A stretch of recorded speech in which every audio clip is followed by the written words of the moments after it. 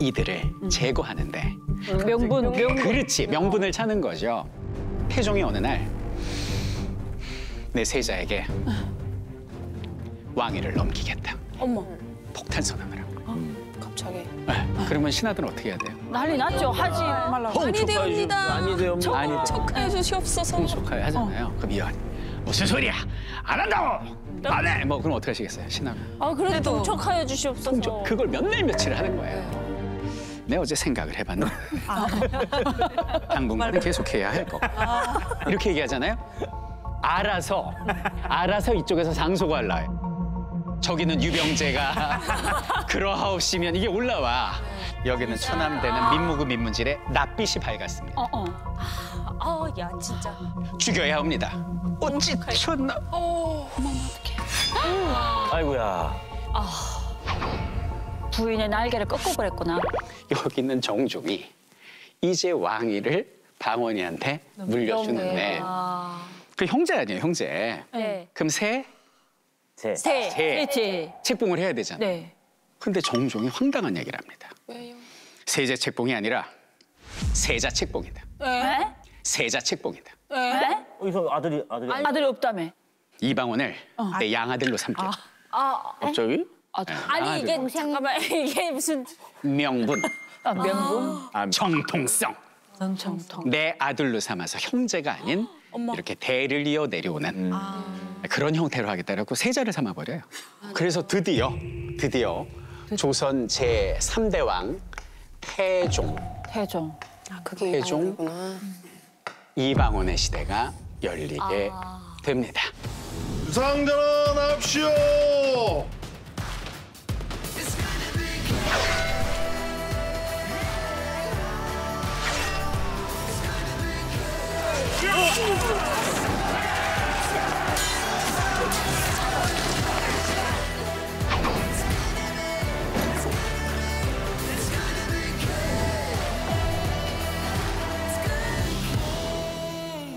자, 이제 뭐 새로운 시대가 왔습니다. 태종의 시대가 왔어요. 이 사람은 애시당초 청년 시절부터 무조건 왕권 강화만이 멋진 신세계의 중심이다라고 생각을 했습니다. 그러다가 이제 자기가 왕이 됐습니다. 그러면 뜻을 이뤄야죠. 그때부터 시작이지. 그렇죠. 왕이 딱 되고 나서 이제 내가 할 일을 시작해야겠다. 왕권 강화를 시작을 하는데 왕권을 넘보는 건 측근 세력들, 네. 공신이나 외척이에요. 그렇죠. 누구를 희생양으로 할까? 이거입니다. 군사를 가지고 있었어. 죽여라. 이러다가 그냥 희생양이 돼가지고 제일 먼저 제거가 됩니다. 이렇게 해서 공신이 날아갔습니다. 외가 친척이죠. 외척이 남아 있습니다. 사실 민씨 누굽니까? 정말 이방원 왕 되는데 막 갑옷 챙겨주고 무기 숨겨주고 뭐. 근데 왕을 만들었잖아요. 내가 조선의 공모다. 막 기분 좋죠. 그런데 왜가? 남편이 왕이 되고 얼마 지나지 않아서 후궁들을 이게 아니네요. 정치에서 인간으로 넘어가잖아. 그래서 남편한테 뭐라 그러겠어요? 당신? 미쳤어? 아니 해. 안 돼. 아니, 미쳤어. 뭘 해요? 난리 맞이해. 맞이해. 그거 좀 기본 문장으로 얘기해 주시나요, 좀. 이거 맞이해. 요즘 봐서 그냥 해가 뭡니까? 그러니까 이렇게 후궁을 들여도 좋지만 아이는 낳지 말라 뭐 이렇게 할 것 같아요. 여기서 지금 인간적인 모습, 정치적인 모습, 절충된 모습 다 나왔어요. 아이는 낳지 말라. 여러 군상을 우리가 봤는데 이분은 인간적인 모습이었어요. 당신 이러려고 왕 된 거야? 제정신이야? 아이고. 국사를 돌봐지 미친 거야, 막 이렇게 나온 거예요. 아이고. 그래갖고 이방원이 뭐 이렇게 성운을 입힌 후궁이 있으면 잡아다가 막 매질을 어이구. 그럼 이방원 입장에선 열받지. 그러니까 이거죠. 아니 여자 입장에서 남자 입장에서는 열받지. 그러니까 여기는 민 씨는 인간적으로 간 거고 이방원은 정치적으로 받은 거예요. 아니 이 사람이 지금 왕이 여러 그 후사를 낳는 거는 왕의 기본적인 임무야. 임무에 충실하는데 이게 무슨 경거망동이야 이렇게 된 거죠. 그래갖고 뭐라고는 못하니. 민 씨의 그 뭐 이렇게 몸종 이런 애들을 데려다가 막 혼내고 이러는 거예요. 그러니까 서로 부부싸움 하는데 몸종들만 죽어요. 치사해 진짜. 싸움에 새우등 터지고. 네.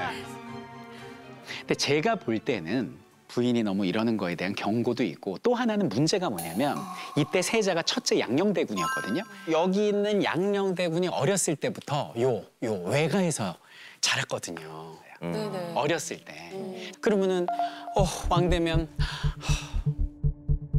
딱 뒤에서 국정을 그렇죠. 딱 쥐고 들기 좋거든. 네. 한 번 손보려던 차에 여기다 불을 놔버리니까 이방원이 이들을 제거하는데 명분. 그렇지 명분을 찾는 거죠. 그게 바로 선입하동입니다. 선입하동이 뭐냐면 원래 왕이 죽어야 그 다음 왕이 되는데 이 조선의 1, 2, 3대는 살아있는 상태에서 넘기고 넘겼잖아요. 네. 태종이 어느 날 내 세자에게 왕위를 넘기겠다. 어머, 폭탄 선언을 하고. 갑자기. 네. 그러면 신하들은 어떻게 해야 돼요? 난리 났죠. 하지 말라고. 많이 되옵니다. 많이 되옵니다. 많이 돼요. 척하여 주시옵소서. 풍속하여 하잖아요. 그럼 이건 무슨 소리야? 안 한다고! 안 해! 뭐 그럼 어떻게 하시겠어요? 신하가. 아 그래도 동척하여 주시옵소서. 그걸 몇 날 며칠을 하는 거예요. 안 한다고 하니까 신하들이 하다가 진짜 진짜 뭐야? 하려고 그러나? 눈치 잘 봐야죠. 그러다 이제 혹시 몇 명이 뭐 그러하옵시면 이러잖아요. 아이고. 그럼 이제 다음 날쯤 와서 내가 어제 생각을 해봤는데 당분간은 계속해야 할 거. 이렇게 얘기하잖아요. 알아서 이쪽에서 상소가 올라요. 저기는 유병재가 그러하옵시면 이게 올라와. 여기는 초남대는 민무구 민문질에 낯빛이 밝았습니다. 야 진짜. 죽여야 합니다. 어찌 쳤나? 아이고야. 부인의 날개를 꺾어버렸구나. 이 사람의 생각은 뭐냐면 국정을 좌지우지하는 공신, 권신, 외척 세력들을 싹 제거해야 왕이 바로 서고 나라도 바로 서고 그래야 멋진 세상이 올 거다라는 자신의 철학이 있었던 거예요. 그렇지 않고선 이거는 본인은 마음이 안 아팠겠어요.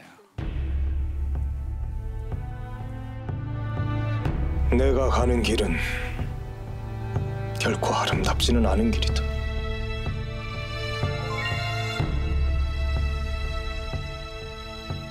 그래서 이방원의 업적을 보면은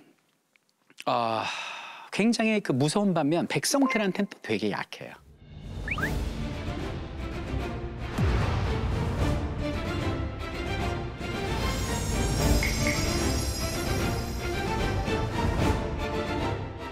근데 어머니들이 꼭 아셔야 되는 게 아이들 시험 문제에 뭐가 나오는지 정말 궁금하시잖아요. 요거 하나만 알면 돼요.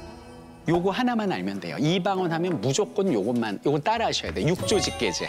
육조직계제. 육조직계제. 예, 요게 시험에 나온다. 이게 무슨 뜻이냐면 왕이 이렇게 있잖아요. 네. 그럼 좌의정, 우의정, 영의정 그래서 의정부가 있어요. 그리고 6 장관들이 있어요. 네. 그럼 이제 여기 왕이 명령을 내리면 그걸 의정부가 받았고 명령 내리고 보고하면 받아서 왕한테 명령 내리고 이런 상태가 아니라 여기는 의정부의 힘을 뺀 다음에 왕이 직접 명령하고 직접 보고받겠다는. 그래서 직계. 맞아요. 그래갖고 왕권 강화를 위해서 육조직계제 실시했다. 이게 첫 번째 업적이고요. 요게 그대로 이렇게 시험 문제에 이렇게 도표가 나와요. 다음과 같은 제도를 실시한 왕의 업적으로 고르세요. 그럼 정답은 호패법 실시 뭐 이런 식이에요. 다음과 같은 제도를 실시한 왕의 업적으로 고르세요. 그럼 정답은 호패법 실시 뭐 이런 식이에요. 제가 호패법이라고 그랬죠? 그게 주민등록증이에요. 16살 이상의 남자는 누구나 차야 돼. 노비까지 차야 돼. 그러면 인원수를 정확히 하니까 세금도 거둘 수 있고 군인의 수도 파악할 수 있고 이런 업적들이 있어요.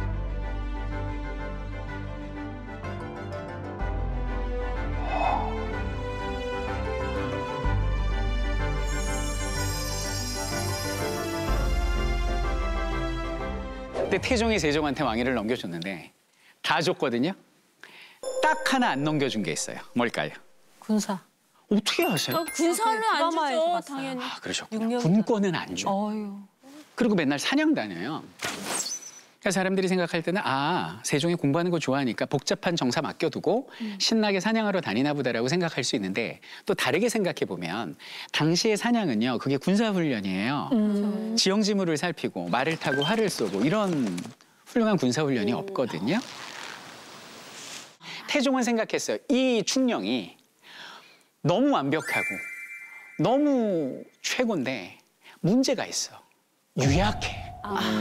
공부만 하니까 좀 문약에 빠져 있고 격구도 싫어하시고 사냥도 잘 안 하세요. 그래서 세종대왕이 몸이 비대하거든요. 성인병 있었다고. 네, 그렇죠. 근데 태종이 볼 때는 우리 아버지가 태조가 어렵게 이 조선이라는 땅을 목숨 걸고 말씀하신 역적놈의 새끼 소리 들어가면서 터를 잡았어, 우리 아빠가. 근데 이 조선이란 터에 잡초가 너무 많아.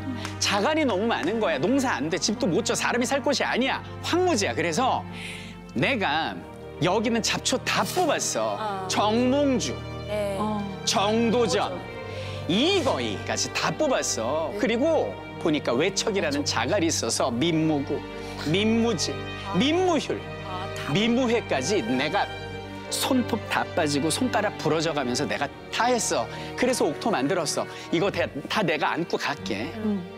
이 옥토 너한테 줄게.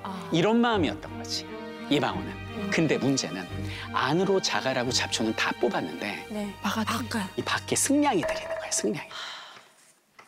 그래서 이게 뭐냐면 왜구예요. 외구. 근데 내 아들은 유약해. 네. 이건 아니지. 당시에 일본보다 우리나라에서 더 가까운 대마도에 진을 친 왜구가 우리나라 해안가를 노략질해서 수많은 사람들을 괴롭혔거든요.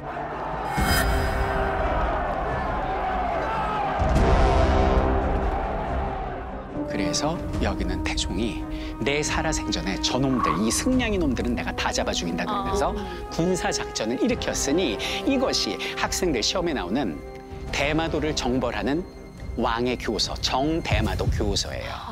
한국사 사료로 나옵니다. 이건 세종의 업적으로 나오지만 태종이 총사령관이었다. 그 정대마도 교서를 보면 이런 말이 나옵니다.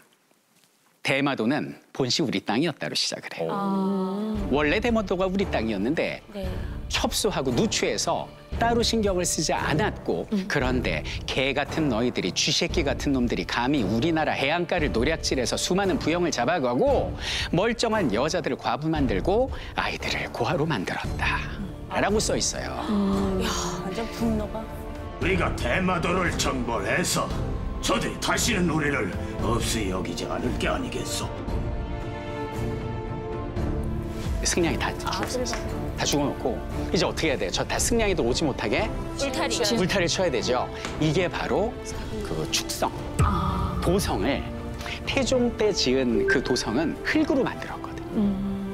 근데 흙 말고 돌로 쌓아야 되거든. 근데 처음엔 이거는 굳이 하면서 반대했다가 아들이 왕되고 나서 내가 이거는 해줘야지. 가기 전에 이건 해줘야지. 그러면서 그 성을 이렇게 다시 아들 사랑. 그렇죠. 아들 사랑, 나라 사랑. 나라 사랑이죠. 싸나요. 그것까지 다 해줘요.